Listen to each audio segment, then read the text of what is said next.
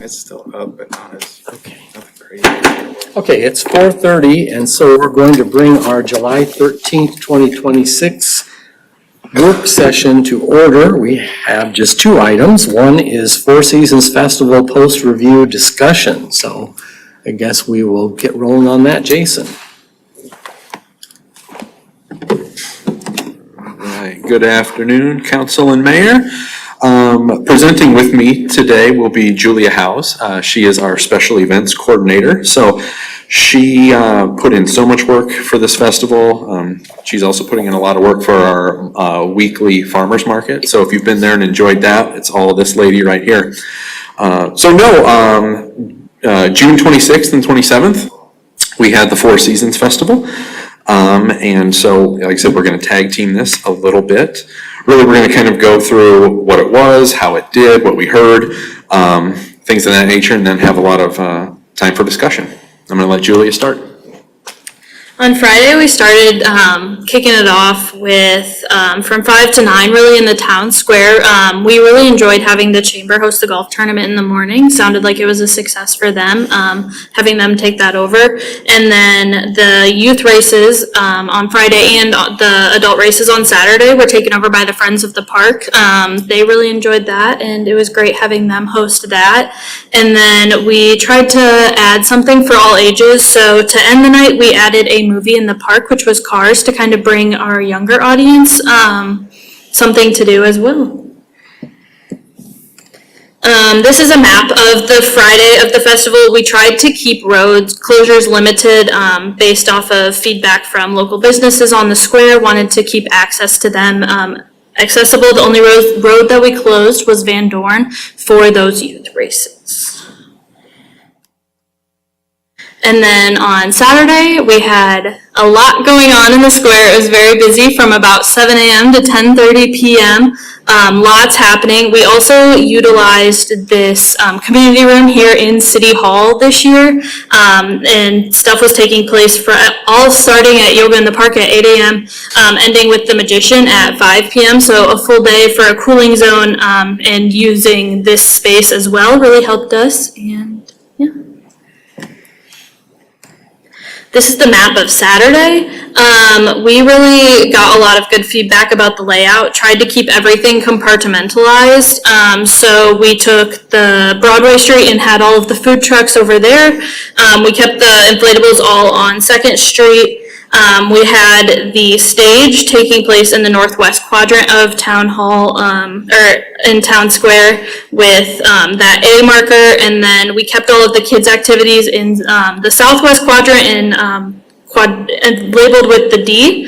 That really helped people be able to find what they were looking for, not having to go all the way across the square just to utilize all of the kids' activities or the vendor fair. Keeping everything sectioned off really we found was helpful. Yeah, so when we were tasked with doing the 2026 festival, we really thought about it should be a festival for Polk City by Polk City. So one of the first things we did, we reached out to nonprofits here in town. We reached out to businesses. I reached out to fellow city departments to see who could handle what made sense. So I was really pleased with, the number of businesses that some of them extended out into the square. Some of them modified their hours to really kind of work in tandem with the hours of the festival. The nonprofits blew me away. Kiwanis, all of them listed there. I've got a slide later on that talks about volunteers, and a majority of the volunteers, how they were utilized this year, came from our nonprofits here in town. So yeah, really encouraged with how many involved and then to what extent they wanted to be involved. And I'm going to really highlight the Sons of the American Legion with a group that did 150% more than what was asked. They were busy all day with their little food stand over on Broadway. They had an incredible day, and it was smooth, and so again, they did way more than what was asked or what was discussed. So we do really appreciate that. Also the parade, big part of the festival. I think we were really happy with the turnout. We had 42 different organizations be represented, and that totaled 60 individual floats. So like the police, the police had a couple, but like the fire had 5 apparatus. So a huge, opportunity for them to show off all of their new toys and their new engine that they just got here. And then, as we led into the festival, I wanted to give a shout out to all of the other city departments. They all rallied behind us, they held us up, and, they did an incredible job of doing what was asked of them at this festival. When looking to find food providers, we really wanted to make sure that we had enough food to feed the extent of people that were coming out. We kept it at about 4 food trucks along with the local businesses on Friday, and then we brought out 7 food trucks along with our local businesses. We were really picky when we were finding food trucks because we didn't want to have to compete with the local businesses that were also on the square, so we didn't find any pizza food trucks, no ice cream, no Mexican. We wanted to make sure that our local businesses were also able to shine, so finding different types of food that people could enjoy while being able to also highlight those local businesses as well. Yes, alcohol, the backbone of any great special event. No, we tried something different this year, letting the businesses on the square extend into the square. This is something that we did for RAGBRAI. It's something we did for RVTV last year as well. With this though, it was kind of a shot in the dark, but I'm really pleased with how it went. We had originally planned on 4 extensions. In the end, only 3 had completed the process. But of those 3, Papa's, Fenders, and the pub, I think they all did pretty well. I know Fenders and the pub did fantastic. I think some of that was their proximity to the stage. I think that was a lesson learned for Papa's this time around. But what we did is, we shared wristbands that were left over from RAGBRAI. And so a person would be ID'd at any of these sites. And then that that wristband was good at all of the sites across there. Speaking with the police, and Chief, please correct me if I'm wrong, very few incidents. Yes. Yep. So we're really pleased that, Polk City behaved really well with this freedom. And that's something that we heard often the 2 days is, having the freedom of floating around the square. We saw a lot more parents, instead of being, in a beer garden on one side with their kids, by the inflatables, by the playground. So it really created more cohesiveness, it felt like. But again, it was really, it was great to see how well some of those businesses on the square do. The 3 listed there, all of them have given to Parks and Rec sponsorships in the past. So, it's important to take care of those businesses that do help take care of my department as well. So I was really pleased that we could do a relationship that was mutually beneficial. One of the components of the festival was the vendor fair. We had 15 vendor booths. When we were receiving applications, we wanted to make sure that we weren't oversaturating anything. Wanted to highlight those who were able to make product locally. And we received about 20 applications, ended up with about 15. Everybody was able to offer something different.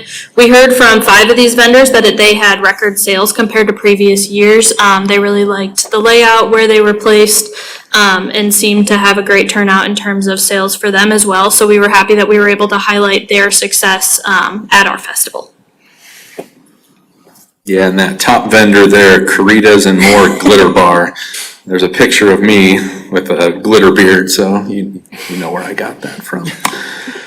All right, so we really tackled this festival a combination of volunteer hours and staff hours. So I wanted to highlight volunteerism first. 76 unique people volunteered this year. And on the bottom right there, you can see Holly Hunter did her normal magnificent job with the Bill Riley Talent Show.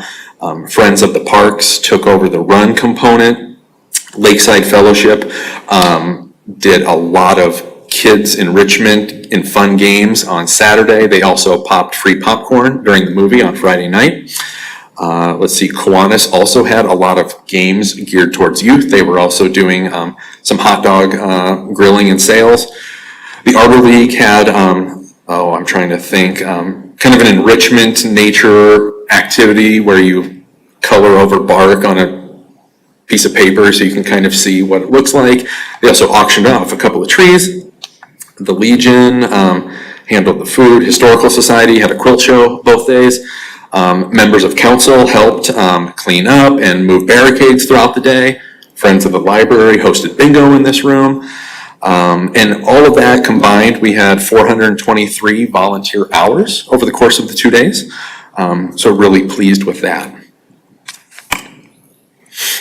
From staffing perspective, 25 total city staff were involved in some capacity Friday or Saturday, and that equaled 230 total hours worked. The departments represented there were Parks and Rec, Public Works, City Hall Administration, and Police.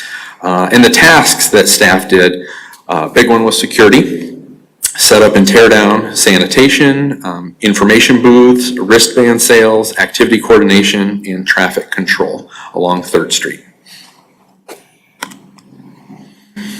The way we approached sponsorships this year was a tiered system with a play on 4 seasons. So we had a 4 seasons, spring, 2 summer, 4 autumn, and 4 winter. As you can see here, the only thing we did not fill was one of our 2 summer. And here are the generous businesses and groups that gave. Home State Bank was our big one. They sponsored the stage this year. Polk City Arts and Culture through Bravo got, well, it was more than that, but we did recognize them as a sponsor through a spring level. I'll show you the total amount that they gave us on our budget worksheet coming up. Grinnell was our summer. Autumn was Cup, Fairway, Casey's and Luena, and winter, Lakes, Remax, MyFiber, and Farm Bureau Financial Service Agent Corey Hooger. Okay, that's going to be awfully hard to read, so let me show you this instead. So these are the numbers for how we did. Of the 4 columns there with numbers, the 2026 actual is the 4th column over, with a total income of $31,345. I did put a little history in there, so you do have the festival from 24 and 25 for comparison as we go through this. The 3rd is what staff worked with for an estimated budget as we planned.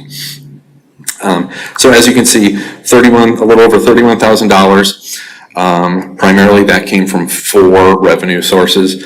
Vendor fees for the vendor fair that Julia had just mentioned. This was the first year of selling wristbands for the inflatables. By and large, not much feedback at all. We did have a handful of people that we explained things to, but so that 5,090 reflects 509 wristbands sold.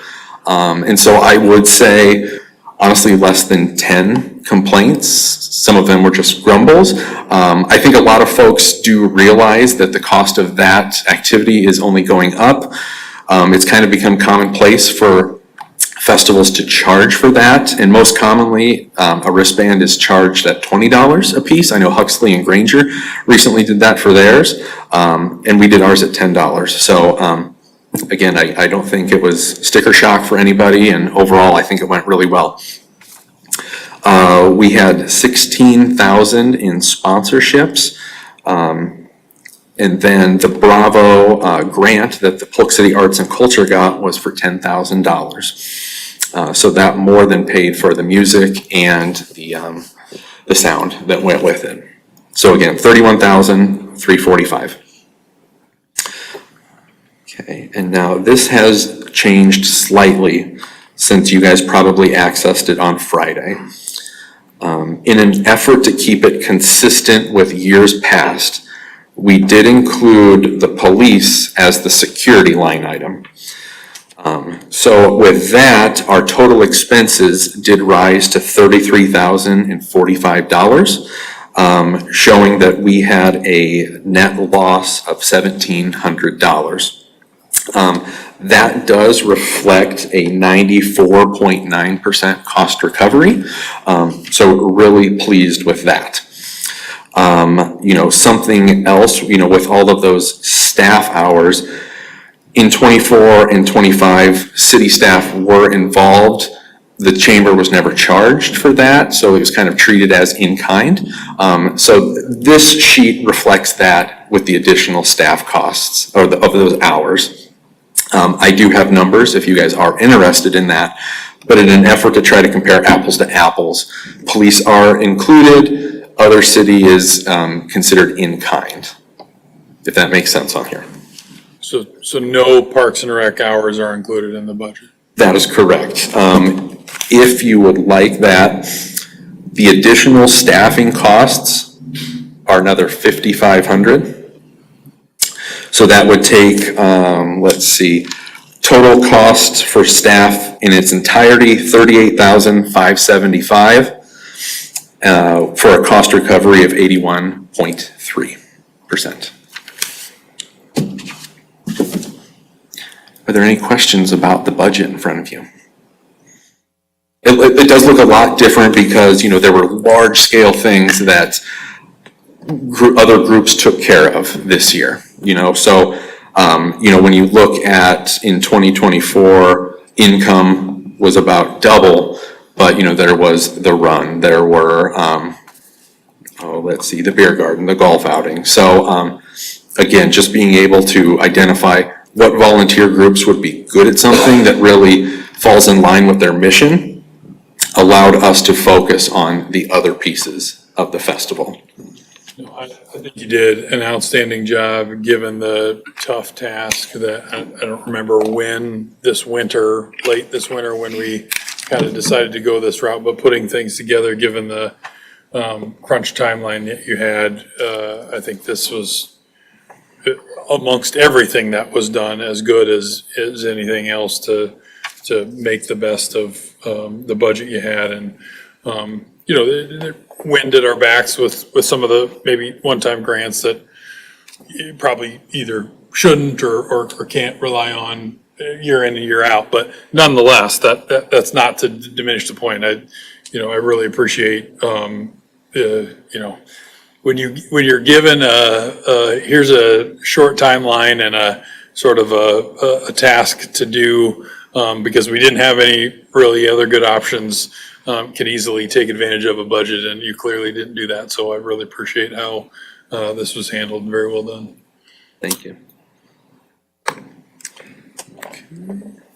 All right, so attendance. This is estimates from Placer AI. Friday night, we had 1,900 people, and on Saturday, we were just shy of 5,000 over the course of the day.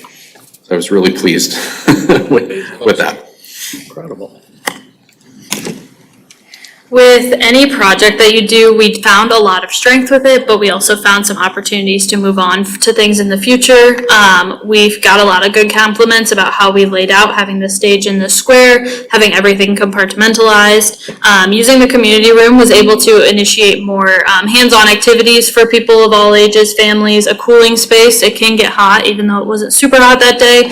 People have different needs, stuff like that. And then we were able to get a lot of local businesses involved, with the alcohol, businesses on the square taking advantage of the festival going on.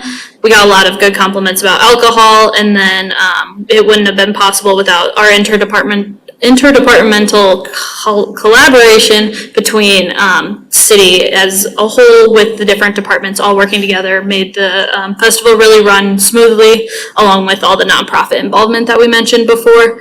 Some opportunities for improvement that we found in the future were the parade staging got a little chaotic with parking going on the streets that the staging was taking place, needing some more people up there, leading into manpower at peak times. During the setup of everything, all the vendors setting up, all of the food trucks coming in, needing the barricades moved, we could have used a little bit more manpower at peak times, but then we also found that we could have used a lot less manpower at certain times as the night went on, and not as many things were being needed. And then we could also improve on teen entertainment. We found a lot of teens just sitting around on benches, kind of playing on the playground when they maybe probably weren't supposed to. So just being able to provide stuff for that, we've thought about maybe a silent disco, stuffing along that matter for them to be able to participate as well rather than just be there.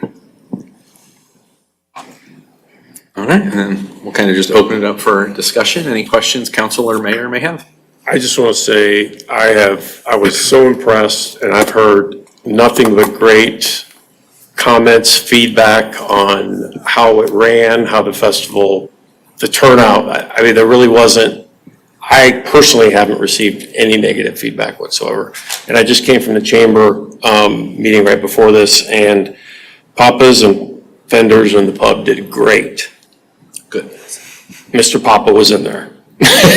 So Sean also, and he sent an email to the council saying how well it was run, how he enjoyed that as, you know, the current format and how you planned it. So huge kudos to both of you and the staff. One other thing is, I talked to these gentlemen over here, Mr. Furness and Mr. Sipker, that day separately, and we're just talking and it said, how long do you have to work today? You know, and I was being genuine in my question. He said, as long as it takes, and everybody's here helping, and we're doing it for you guys.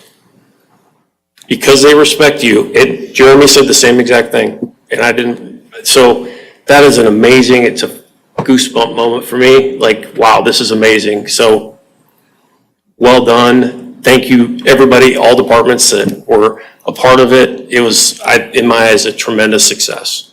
Thank you. Thank you.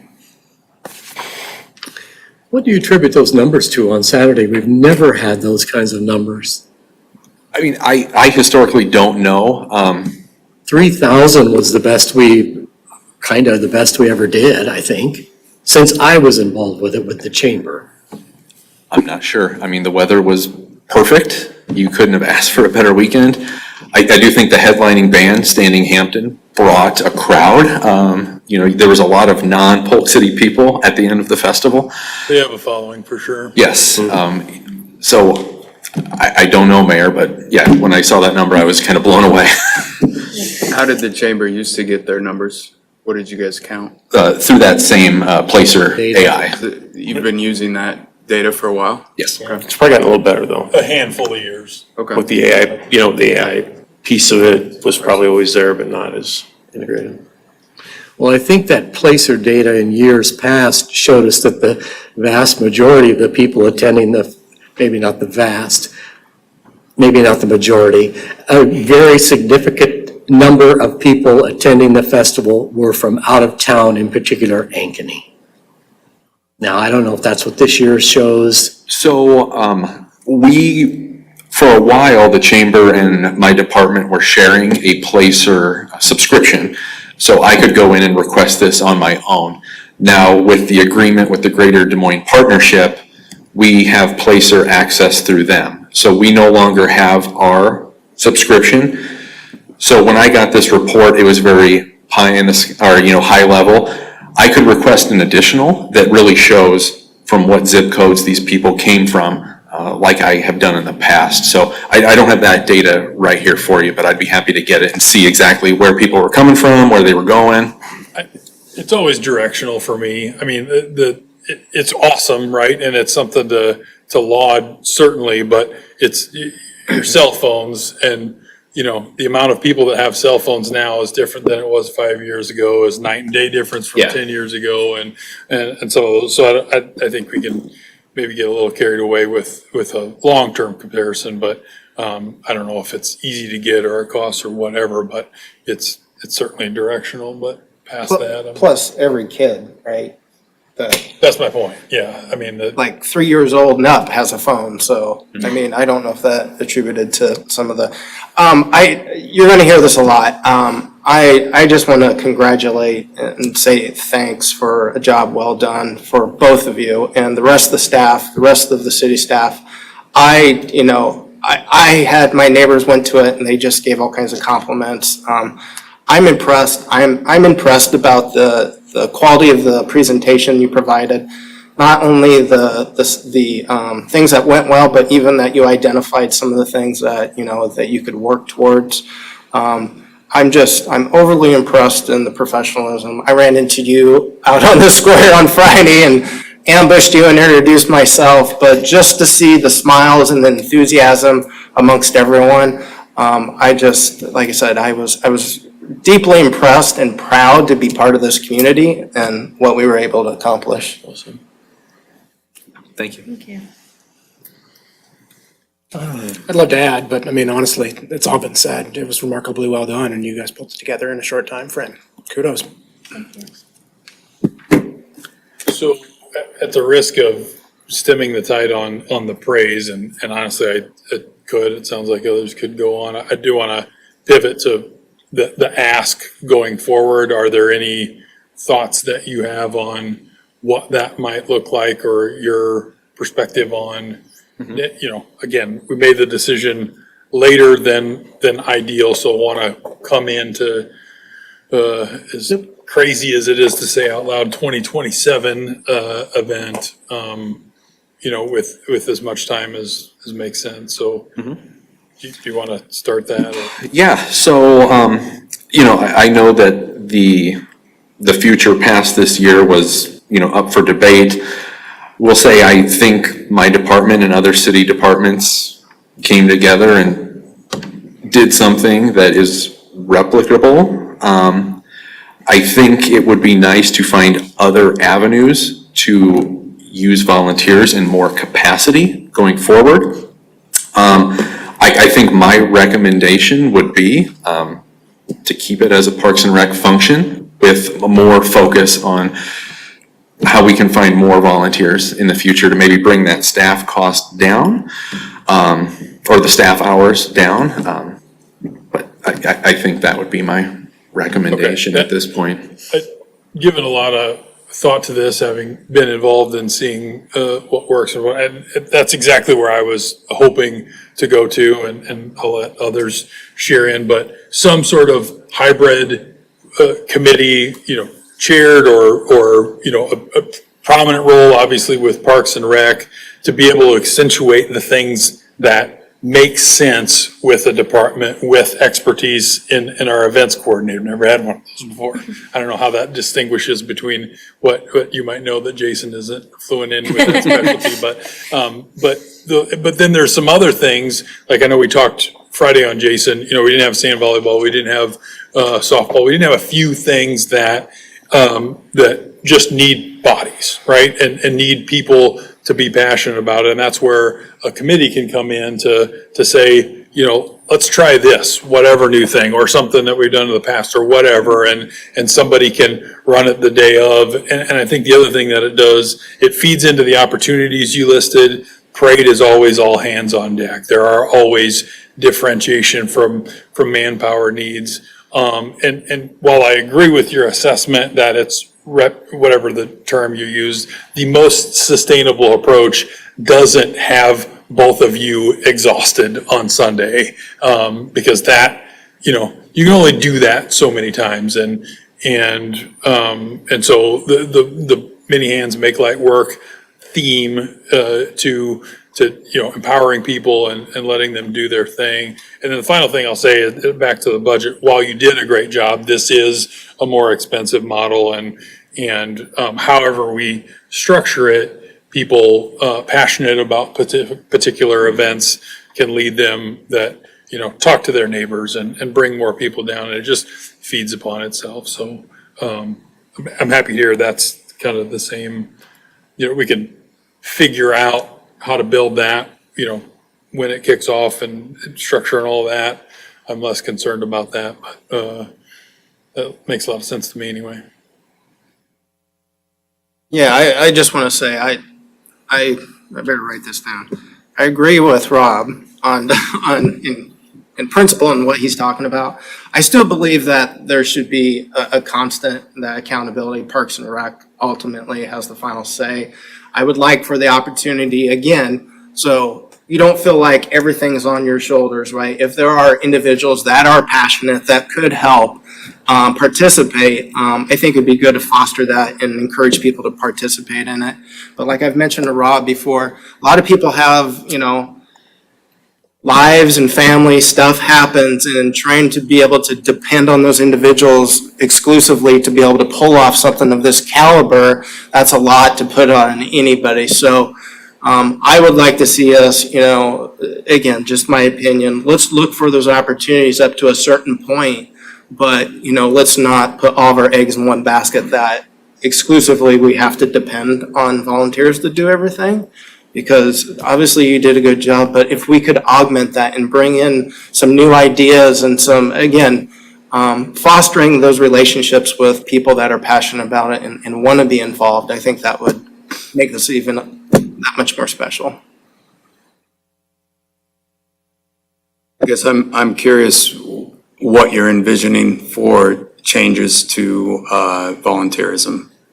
Like if it was just like blank slate, you're going to change some things up for next year. You said you wanted to change some things with volunteers. We've heard a couple suggestions. How would you approach it differently than this year? I would look for the things that got axed because of time first, James. Like I would like to bring back in some tournaments, that we could do as Parks and Rec people, but, anybody could, like caveman golf was something that happened the last couple of years. We just didn't have the capacity. Volleyball tournaments, I think too, even like if the wristband model stays, having trustworthy people to handle cash could be an option too. I think that was one of those peak times when the parade ended and people came over. We were just overrun with people just throwing their money at us. So it would be nice to have maybe another tent, maybe even two, not necessarily with staff, because there's other fires that staff was putting out during that mass transition, to where maybe we could have people come in and, do 2 hours here, 2 hours there.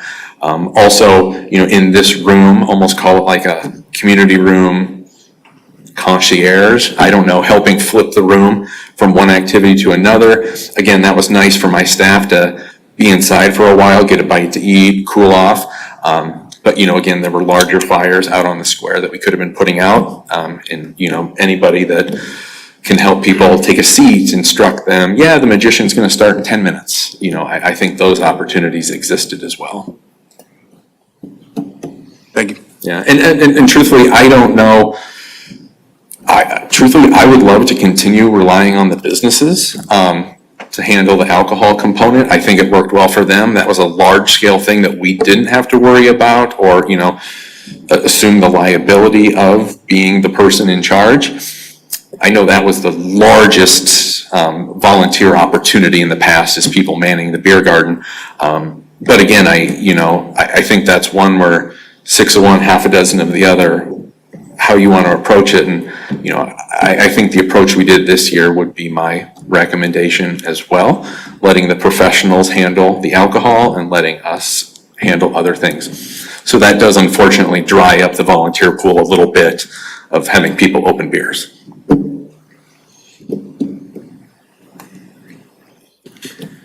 That's a great point, and it's something that, as it's evolved, and just to clarify my point, like I was using the two events that I mentioned as examples. I don't know what those are, and just trying to find people to fill the need, whatever the case may be. And I think the evolution of the beer garden, it was a necessity early on because it funded a lot of the stuff.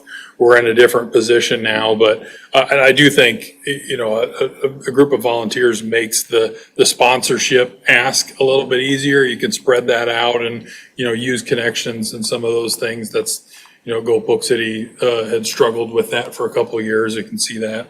on here. And then the final thing that I hope also is tangential to this, but if we now have an events coordinator that is uniquely skilled to do these kind of things, I would love to have you spend time on this, but do a lot of other, maybe smaller, more sporadic things that aren't in the busiest time of the year. And again, that's another plus to me. And I just wanted to mention that as not it's relevant to this conversation, but an expansion hopefully of your role that we're set up. Our Four Seasons at times City for All Seasons gets mocked a little bit, and the more that we can do in some of these times where we don't have the square being used, and not everything has to be square based, I get that, but it is a unique feature. So whatever expertise you can bring and lighten the load for this that allows for opportunities the rest of the year too, I think is a win.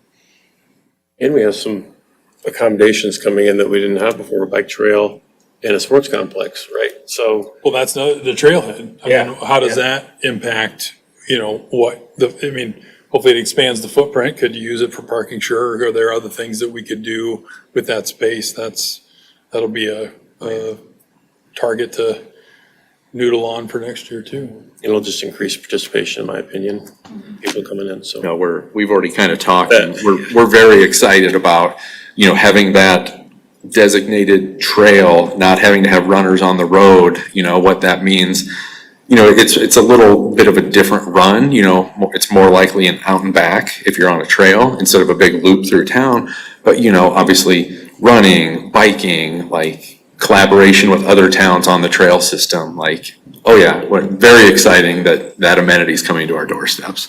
Yeah, I mean, I'm hoping that there's opportunity to, nurture this relationship where it grows, like Rob said. I mean, with the trail, could we have, Is that two agreements? Get that on the record? that we could have an opportunity that above and beyond the normal tentpole events, right? Since we're having the trail, maybe there's another event that we could host. And with Regional Park, I mean, it kind of goes to justify the ROI for the expense, right? For dedicated staff to be able to do these things. If we could show that we can bring more different types of events and then utilize the resources that we have coming to their city. I'm guessing there's not a Mr. Glitterbeard Iowa contest right now, so if we wanted to make that a thing. Maybe. Now I'm gonna have to go Only look if for that. Jeff's gonna shave his beard tonight, so he doesn't have to get in on I'll it. find that picture. We all know that was directed at you, Jason. I know. No, here's the deal with that. My staff had worked hard on Friday, they had worked so hard on Saturday. Some of them had put glitter in their hair, and they just kept goading me about it. And I was like, you know what, if this is what it takes to keep my staff happy and, I will gladly be. No, that works. It does, yeah. I fold after so much, just like anybody else, so. But you couldn't miss me for the rest of the night. Evidently, when like cars would turn, that light would hit my glitter and it was like an angel was looking at you, so there's that.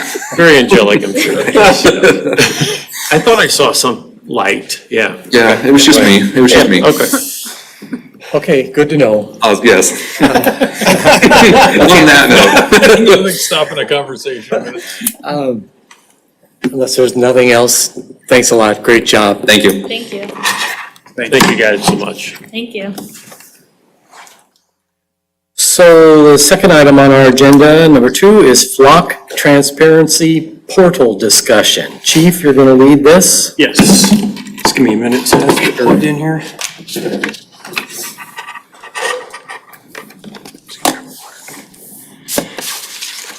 All right, so I just want to take some time to discuss an option the city has that's offered by Flock Safety. It's called a transparency portal.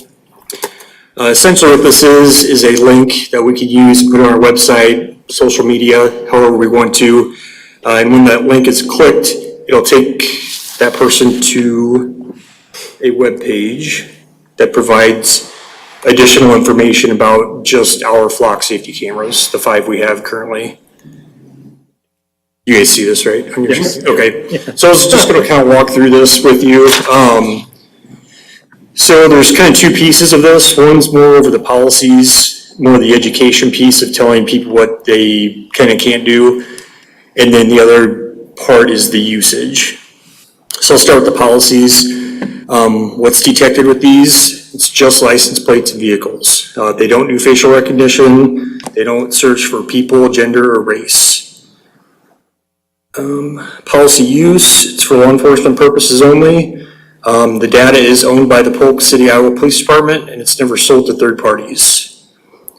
Prohibited uses, immigration enforcement, traffic enforcement, harassment or intimidation, or based solely on protected class like race, sex, religion, or for personal use. Where am I at here? Access policy. Anytime a search is conducted by any one of us, you have to put in either a case number or an event number and a reason why you're doing that search. And that helps me with the audit process as well. I can link it back to an actual case they were working or a call they were given. And then if we do get let's say a wanted person hit come through, it is required by our regular policy, they have to verify that person behind the wheel matches the description of the warrant before they make a traffic stop or anything like that. Retention, and this is across the board for all flock cameras, or at least the ALPR ones for any city, is 30 days. We only have 5, and then here's a list of,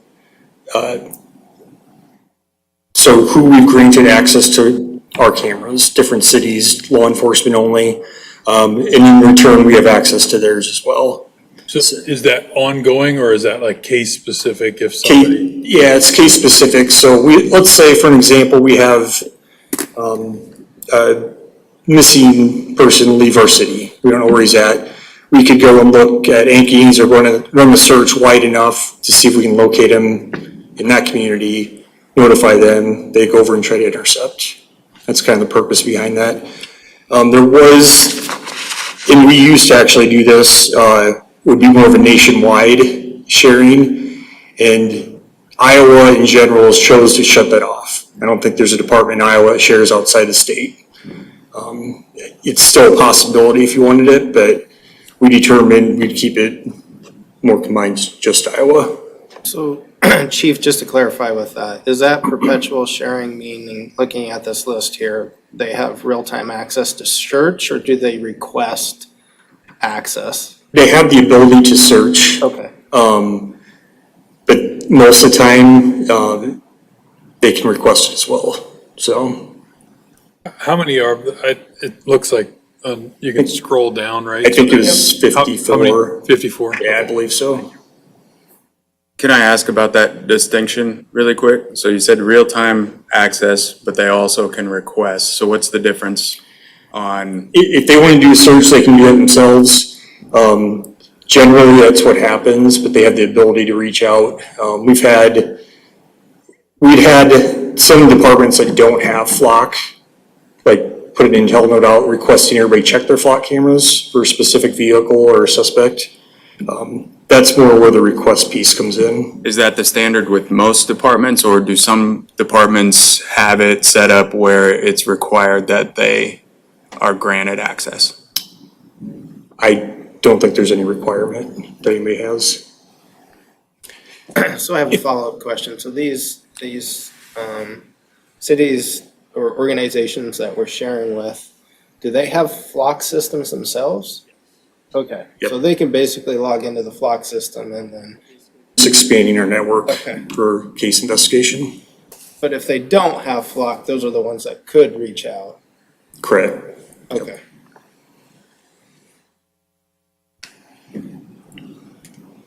I'll keep going down the line here.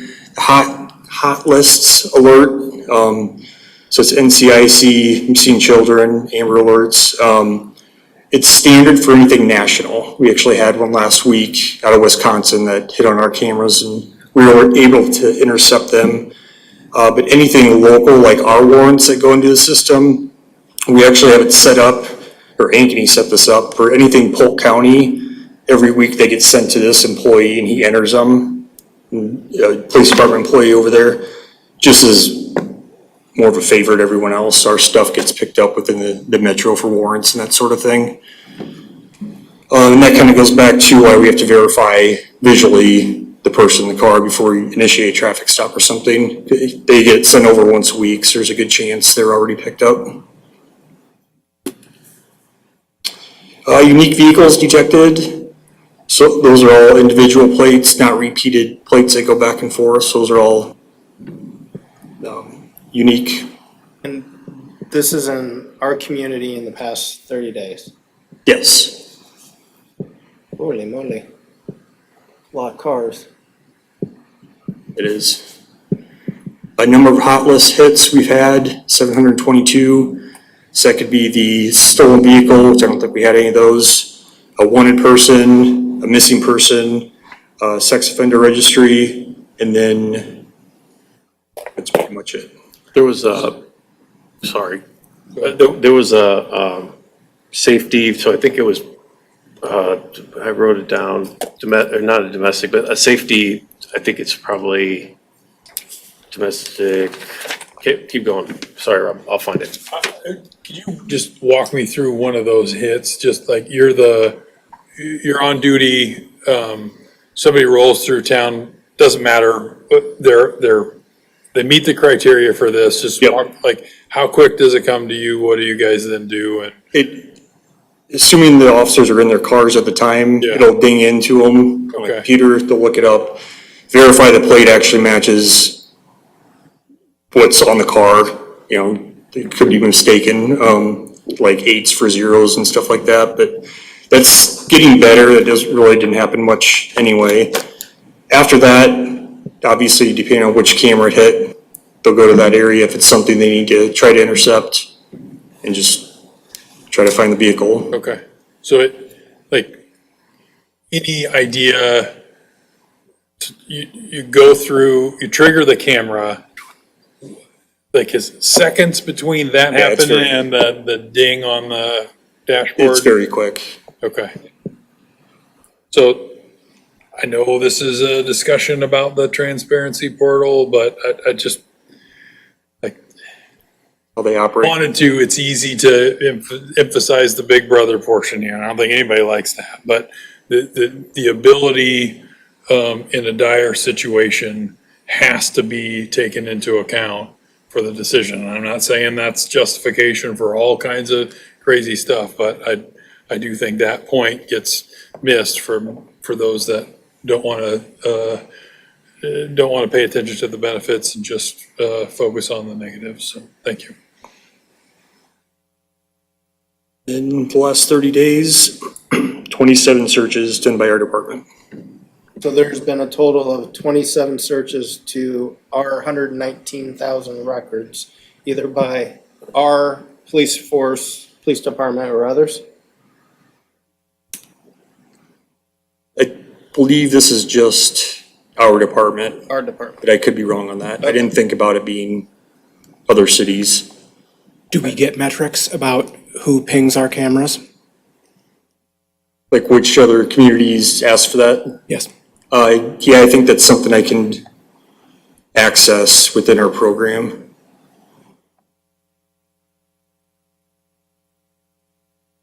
And this last piece is kind of like a 30-day audit piece, but it doesn't give a lot of information because of protected information that they have removed.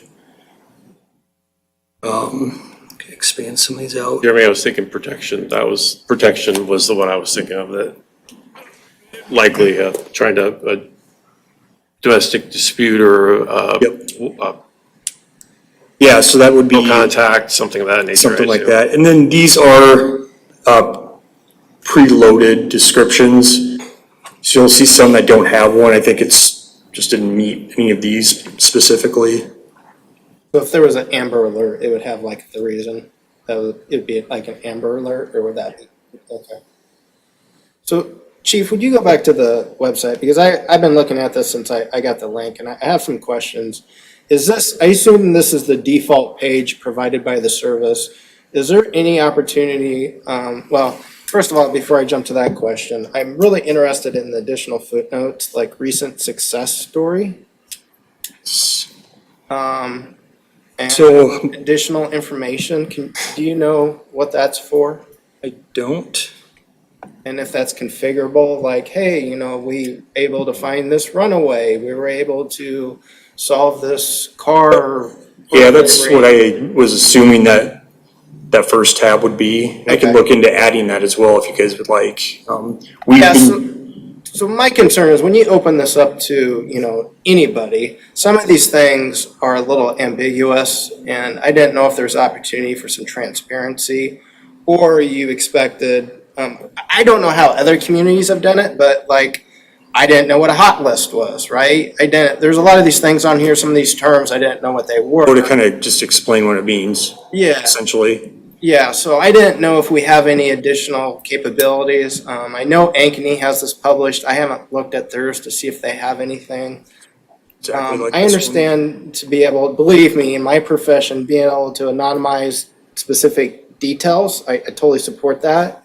But just providing, making it a little bit more user-friendly and putting some of the, like, to Rob's comment, understanding this recent success story, because to your point, in your memo that you had provided us a month or so ago, you talked about how we leveraged it as a community, right, to identify Amber Alert and use it for so I think that stuff, if we could get that stuff in here, that's not going to make everybody happy, but just to provide additional context into why the solution is Yep. leveraged.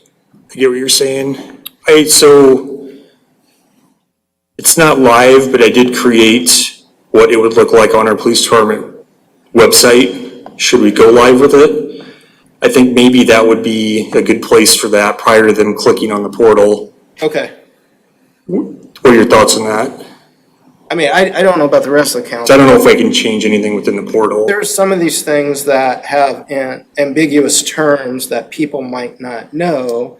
Like there was a couple of either bureaus or something like the, NCIC, Yep. the Amber Alert, I would think people know what that is, but some of these things, from a layman's perspective, your normal citizen that's not in police enforcement is not gonna understand that. And like I said, I would encourage you to look at how other cities or what the organization would suggest for this additional info, because to me, it looks like a place for us to put more, detail. So I did check every city that's listed in our shared cities tab here.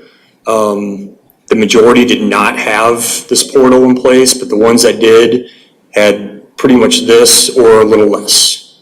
So like it looked exactly the same. So I think it's a pretty general way they put it together. That's why I'm thinking maybe on our webpage, I can maybe list some definitions or something there and. Well, good. I'm going to let you go ahead because I've got a bit of a list of things that I'd like to run down, so please. I just want to piggyback on those comments. I agree with you 100% that I'd like to see a transparency page be just that, a transparency page, since we've had this technology for the last 2 years in town.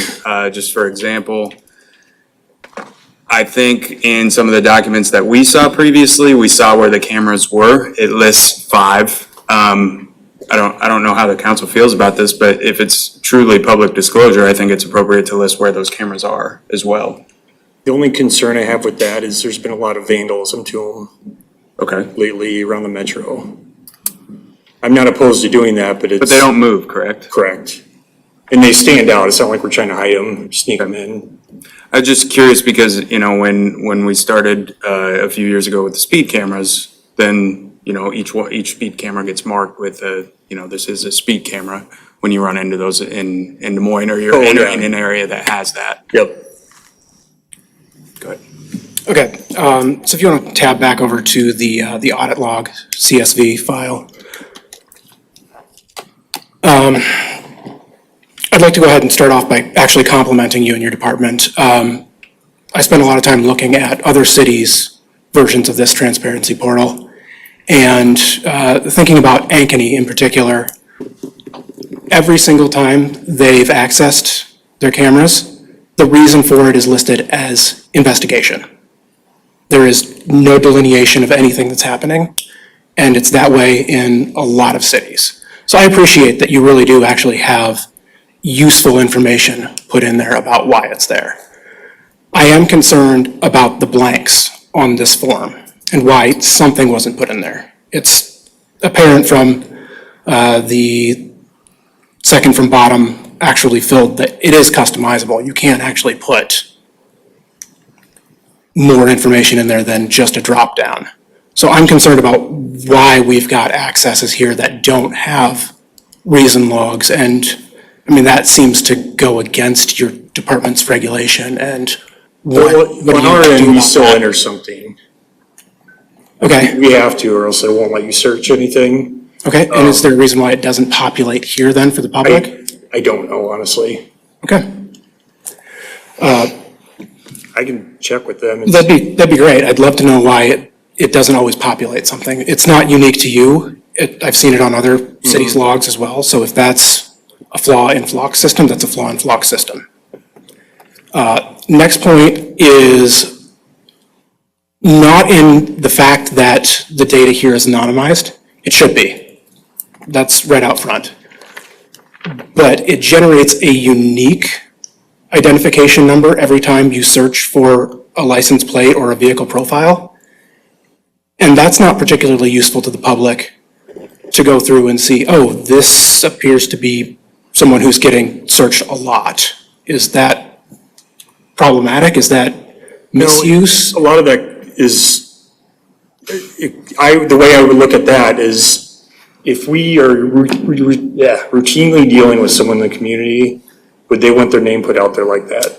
So It happens a lot. I am not in any way suggesting you put somebody's actual license plate or name on there, but that it is a consistently anonymized Which, ID number. So the first column. okay. That's how they create this document. Okay, and that's a problem with the system then and how it works. And honestly, it's the same with the user ID for who accesses it. There's no way for the public to see who's overusing, misusing, any way to tell any details about this when the user ID is completely redacted.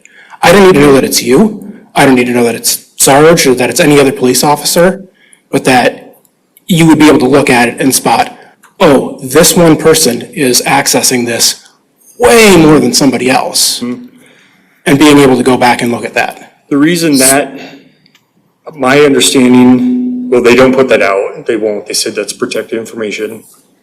And I would guess it'd be so people don't make assumptions that they're overusing it and abusing it, when they could be the investigator. Well- Of course, they're gonna use it more. Then I guess the question comes back to, if this was what you had as information to run an audit, would this be useful information for you? I don't have this, I have all the information. I know you have all the information, but if this was all you had, could you judge anything based on this? Because as a citizen, I couldn't. This wouldn't help me see That's a anything. false equivalency. If there's a personnel matter which the user ID would present, he can see that, and that's part of his oversight. Yes, it is. But this is public surveillance, and I think this is something that the public should have some level of insight into. We can disagree on that fact, but that's where I'm at. If we're gonna put this information out there, it should be useful information. And this isn't useful information. But How would the public use it? Be able to raise the red flag that, hey, this looks wrong, please look into this. This looks like somebody's being targeted a lot. without the context of knowing how long that officer may be on duty or when they're on duty, I mean, I think that's totally invasive to the department. I don't, it's public department. I was just trying to clarify that it sounded as though you were making the point that this wasn't available, period. It's not available on this portal. It's available to chief. Yes, he's got full insight to everything. But what I'm saying is that this data, as it is given to the public, if we're going to bother putting this data out to the public at all, it should be something that's useful, and this isn't. I don't know why we would even bother giving this to them if they can't make heads or tails of what it's actually doing. I'm sorry? I could probably get it removed off the portal. But I don't want it removed. I would actually love it to be useful. Okay. I think the argument would be so you could see the reason. Like if there's the different reasons that go in there. So if you were gonna search this, you could see how the police department is using it for somebody Sure. that's suicidal, a And that wanted is subject. absolutely An a endangered good use for elderly. this, and I would love for them to be able to see this. So, But to be able to see that we've got multiple hits on the same thing. Again, this just doesn't tell me anything about How can you how tell it's if being it's, used. how can you tell if it's the same thing when it's anonymized? That's my point. But If it's got an individual, say you want to run my license plate, you wouldn't put my license plate number in here, but you would assign an anonymized number that would be consistent for every time that gets searched. he's just saying, Does that track? so you could see, like, if you had, you know, a silver Mazda that got ran 10 different times, that you would know it was a silver Mazda, but it would be unique in there so the public could see that there is something that's getting searched a lot. And the concern there is not when it gets searched in short order. I mean, you can tell some time frame things about this. You've got multiple searches within several minutes of each other, which is obviously different officers searching the same thing. That To help if happens. that generated a unique ID. But if somebody's searching the same vehicle or vehicle profile over and over the course of a month or months. That can happen though. If they're And working an it investigation. absolutely could. And I've got no problem with you guys keeping an eye on who you think you need to keep an eye on. But it would allow people to raise a flag if they think there's some potential misuse. And you can't identify that when it's got an individual unique number each time the search is run. And again, I don't even know if these are parameters you could request to be changed by Flock. But my point is, as Flock has this set up right now, I don't think this is terribly useful for the public. Could this impact your investigation if you have this information? No, and that's why this looks like that. So it can't impact the investigation. I mean, how much information do we need? I mean, how deep do we want to go into each of these categories? Like, okay, there were 10 protection issues, or if that's what that 10 means. Okay, there were 10 protection issues. And this in particular is, I believe, the same person. I have to look back, double check the dates, but we're trying to track him down for a while for a violation of contact order. So we had to continually search to see if we can figure out where he's at. But that's what we pay you to do. Exactly. Yep. And if people had questions or concerns, or if you thought if you thought the usage was questionable, I trust you that you would bring that to us. Yep. And that's why you're there, right? So, and I'm saying that as I trust you and the department to be doing the right thing. And for you to if you look at these reports and you see that it may or may not be used incorrectly, that you would have a discussion. I wouldn't want to have that discussion with your officer, because I don't want to be looking at this every week or day to say, why did you do this? Why did you do this 4 times? Why did you do this 5 times? And certainly I don't want to let the criminal know. Yeah. So, And that's part of our audit process too, is like the person I was referring to, that was a red flag right away when I saw it during the audit. And once you click in there, click on his reports and read the progress and the supplementals, you know why it's showing up like that on our end. So it's checked, especially if it looks off. I guess this is kind of a secondary question that goes back to a previous question I had. So when you do an audit, are you also auditing if we access other cameras? If we have an officer that accesses other cameras, is that something you audit as well? I'm just curious about how the audit process works for like other agencies that access ours. Yep. Is chief somewhere else auditing that, or are you auditing that? So each department would audit their own people. Okay. So I know we can see who's running searches in ours, and generally those are just blanket searches around Iowa. But yeah, I'm sure there's a way, let me think here. I think there is actually a way where we could audit anyone else that has access to our cameras. But I'm not, they're not my personnel, so I'm not gonna spend the time on that.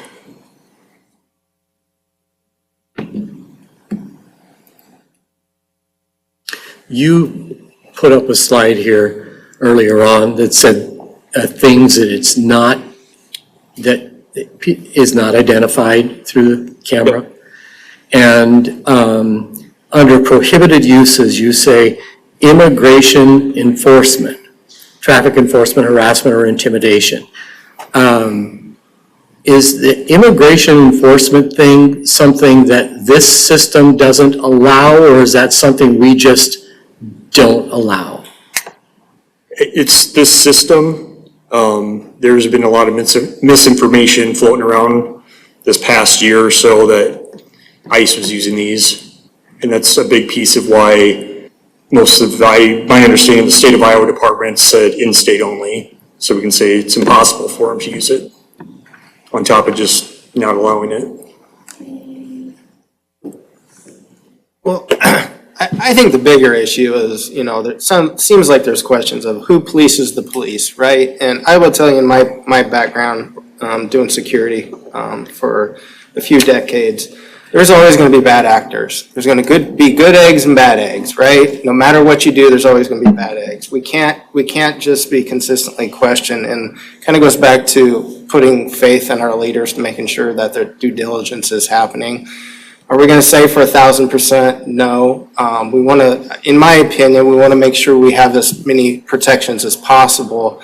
I understand what your points, Nick, but I do believe, and I understand why we anonymize some of that information, and it would go against the purpose of the investigation and may even go to the point of detrimental action on police officers. I'm more interested in your comment though, Nick, about does this provide any value whatsoever? I don't have that answer. I don't think it hurts, especially if it goes back to the point where we talk about putting in the use cases, right? Of what it could actually, how we've used it successfully. I think that's important. But I know there's been this has been a hot topic across the nation, internationally, I mean, everywhere. There's gonna be bad apples. There's nothing you can do. Nothing is foolproof. Believe me, I've been through it myself.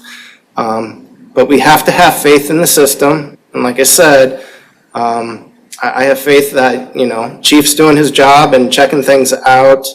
And I'm just still in favor of putting this out there. I don't think it's going to hurt. I'd be curious what the consensus of the rest of the council is of putting this information out there. If they feel like it's going to confuse people more. But I do want to go back to just my two asks. The footnote, the good uses, and if there's any way to put some more definitions around some of the acronyms and things that people might not know. Okay. That would be my ask. Yep. So with that, I'd be curious to With that, I'll check with them if they can add it right here in the portal. If not, would the fallback be on our website? Yeah. You're good with that? I mean, I come back to, everybody in this room has one of these. I could show you some of the things that can be done about people tracking you, that you think you have stuff turned off, that knows your exact location 24/7, what you do, who you talk to. And if you're worried about someone abusing information, there's tens of thousands of, more than that, people that work for these organizations that have bad actors too that could get your data. So, at least we have some good use cases that would support it. Yep. So is the ask yes or no on the transparency portal? Yeah, I'm just more or less wanted your feedback on it to start with, and then you want me to do it. Okay, so is that, I mean, this is a work session. Yeah, just give us an idea, yes? Well, is that okay to do? Do we need then a motion, or a formal motion to create this, or is this something that? Is there any cost in doing this? No. So I don't I don't know. that I there's- think with items like this before, we have just gotten consensus from council to move forward with it. And the chief just wants feedback on how you feel about the website that he's proposing putting up. I think you gave him some good feedback on things he can work to improve, and then we'll get it live within the next few weeks. I think that's the goal. Yeah, I would, since he was so generous and complimenting, go with Jeff's. I mean, if there are tweaks you can make, great. I'm fine launching it sort of out of the box, and then if it generates questions, use your discretion to make adjustments. But I think any attempt, I know this is a transparency portal, any attempt to provide appropriate information to the public is beneficial. We've seen what happens, especially on social media, when a narrative gets pushed and intentionally misleading partial truths get replicated. So whatever we can do here to try and combat that piece. I mean, there's going to be certain folks that are looking for one side of this and not interested in the full picture, but we can only do our part. So I appreciate your willingness to do this. Thank you. That's a yes. Rob? That's a yes. Yes. Okay. Jeff? Wasn't going to be that short. You should know. I said my piece. Yeah, like I mentioned earlier, I think getting this information out to the public is valuable since there's been a lot of discussion. I would add that anything that's safe to put out, I'm comfortable putting out. I also think it should mention in there that it's been in use in this community since 2024. Nick? As is, I don't think this is real meaningful transparency, and I think this just helps reputation launder for Flock, so I am a no.